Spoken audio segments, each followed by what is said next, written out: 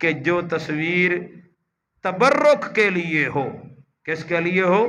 تبرک کے لیے، پونجا پاٹ کے لیے ہے، یا برکت کے حاصل حصول کے لیے کوئی تصویر رکھی ہوئی ہو، لگی ہوئی ہو دکان میں، گھر میں، کہ حضرت صاحب کی تصویر لگا دیتے تبرک حاصل ہوگا، برکت آ جائے گی، یا حضرت صاحب کی تصویر کو بندہ چومے چاٹے اور اس سے عقیدت و محبت کے اس طریقے سے اظہار کرے، وہ تصویر حرام ہے، وہ شرک کا راستہ ہے۔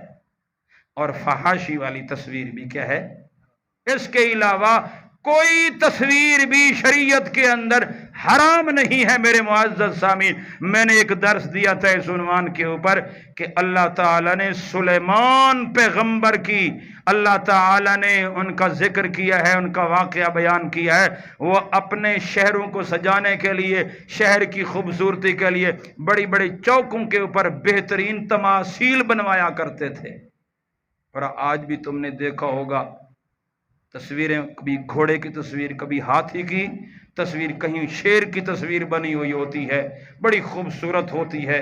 ہمارے مولوی حرام حرام حرام، یہ حرام ہے، شریعت یہاں کھڑی ہے۔ کیسے نے حرام کی ہے؟ کہاں لکھا ہوا ہے؟ قرآن نے کہا ہے۔ حضرت سلیمان علیہ السلام بنواتے تھے، بنایا کرتے تھے، مستریوں کو حکم دیتے تھے، جن بھی بناتے تھے۔ اللہ کا نبی بنا رہا ہے، حرام کام اللہ کا نبی کر سکتا ہے؟ مجھے بتاؤ بھئی، بات سیدھی کرو۔ ہاں، جو شرک کی والی تصویر ہو، جو فحاشی، عریانی، بے حیائی، بد کرداری کی طرف دعوت دے رہے، وہ حرام ہے بس۔ بلکہ آگے آیات آ رہی ہے، جو چیزیں اللہ نے حرام کی ہیں وہ صرف یہ نہیں، آگے آیات پڑھتا ہوں میں، یہ آیت آپ سن لیں، اس کا ترجمہ، کیونکہ ساتھ ہی ابھی آئے ہیں کچھ، تو اس کا ترجمہ آپ سن لیں۔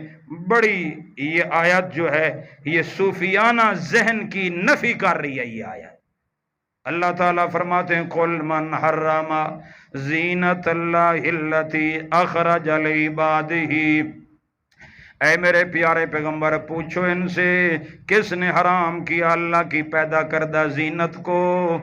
کس نے حرام کیا اللہ کی پیدا کردہ زیب و زینت کو؟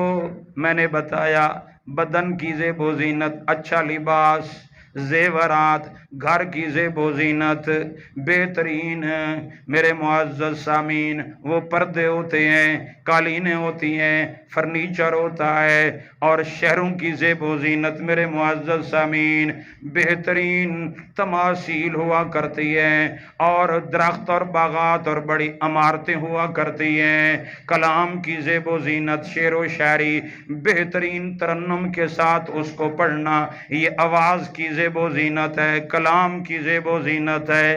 اللہ تعالیٰ نے حضرت داؤد علیہ السلام کو جو آواز دی تھی، سبحان اللہ، وہ جو غنا اللہ پاک نے ان کی آواز کے اندر رکھا تھا، قرآن گواہی دیتا ہے کہ پہاڑ بھی، پرندے بھی ان کے ساتھ اللہ کی تسبیح کرنے میں جھوم جایا کرتے تھے۔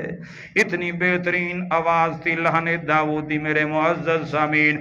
بہرحال اللہ پاک نے فرمایا یہ زیب و زینت کی چیزیں جو ہم نے پیدا کی ہیں، اخرج لعبادہ، کن کے لیے پیدا کیا ہے؟ اخرج لعبادہ، اپنے بندوں کے لیے۔ اور پھر فرمایا والطیبات من الرزق، لوگ کہتے ہیں یہ حضرت صاحب نمک اور پانی سے کھانا کھاتے رہے، سوکھے ٹکڑ کھاتے ہیں، یہ حضرت صاحب دنیا کی اچھی چیزیں استعمال نہیں کرتے، یہ تو پہنچی سرکار ہیں، یہ تو بھوکے رہتے ہیں، یہ بس گزارے کا کھانا کھا لیتے ہیں، دال ساگ کھا لیتے ہیں، حضرت صاحب بڑے متقی پرہیزگار ہیں۔ اللہ کا قرآن کہتا ہے والطیبات من الرزق، او لوگوں جو پاکیزہ بہترین کھانے کی چیزیں ہیں، میں نے اللہ فرمایا گوشت بنایا، پرندوں کے گوشت، جانوروں کے گوشت ہے، بکرے ہیں، اللہ فرماتے ہیں یہ مرغے ہیں، یہ تمام تر کھانے پینے والی چیزیں، کون ہے ان کو حرام کرنے والا؟ کون کہتا ہے ان کے کھانے سے تقوی نہیں ملتا؟ کون کہتا ہے ان کے کھانے سے اللہ کا قرب نہیں ملتا؟ کون کہتا ہے کہ ان کے کھانے سے بندہ نیک नेक नहीं होता, वली नहीं बन सकता। विलायत और तकर्रुब अल्लाह को हासिल करने के लिए बस सादा खाना हो, सादा घर हो, सादा लिबास हो, ये चीजें हो, तब जाके बंदा वलीउल्लाह बनता है। ये अल्लाह के कागजों में ये बात नहीं लिखी हुई, अल्लाह की किताब में ये बात नहीं लिखी हुई, अल्लाह के कानून में ये बात नहीं लिखी हुई, अल्लाह की शरीयत में ये बात नहीं लिखी हुई, प्यारे पैगंबर के दीन में ये बात नहीं है। अल्लाह का दीन कुरान, प्यारे पैगंबर का दीन क्या कहता है? ज़ेबो ज़ीनत भी हो, बेहतरीन खाना भी हो, खाना भी बेहतरीन होना चाहिए। ये कुरान कह रहा है। और अल्लाह फरमा रही हैं, कुल हिया लिल्लज़ीना आमनू। कोई कह सकता था यार काफिर खाएं पिएं, ये उनके लिए अल्लाह पाक ने उनको मजे दिलाने के लिए दुनिया में सब कुछ उनके लिए पैदा किया। अल्लाह ने इसका भी रद्द कर दिया। अल्लाह फरमाते ना ना, कुल कह दो मेरे प्यारे पैगंबर, कह दो हे या लिल्लज़ीना आमनू, ये ज़ेबो ज़ीनत, ये बेहतरीन पाकीज़ा खाने, ये आला खाने लिल्लज़ीना आमनू, किन के लिए पैदा किए हैं? ईमान वालों के लिए। लिल्लज़ीना आमनू, ईमान वालों के लिए पैदा किए हैं। अल्लाह फरमाते हैं लखालिस फिल हयाती दुनिया, दुनिया की जिंदगी के अंदर भी ये ईमान वाले भी इस्तेमाल, असल मैंने अल्लाह फरमाते हैं ईमान वालों के लिए पैदा किया, लेकिन इनकी विसातत से काफिर भी फायदा उठा रहे हैं, गैर मुस्लिम भी फायदा उठा रहे हैं। असल मैंने ये सारी चीजें किन के लिए पैदा की? ईमान वालों के लिए। और खालिसतन यौमल क़ियामा, और यही ज़ेबो ज़ीनत वाली खाने पानी पीने वाली चीजें खालिसतन होंगी किन के लिए? वहां काफिरों का हिस्सा खत्म, वहां काफिरों को ये चीजें नहीं मिलेंगी।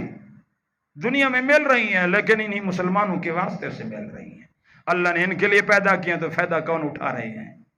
काफिर भी, वो भी खा पी रही हैं, वो भी अच्छा लिबास, अच्छे मकानात, अच्छे शहर बना रहे हैं, लेकिन असलन अल्लाह ने ये चीजें किन के लिए पैदा की?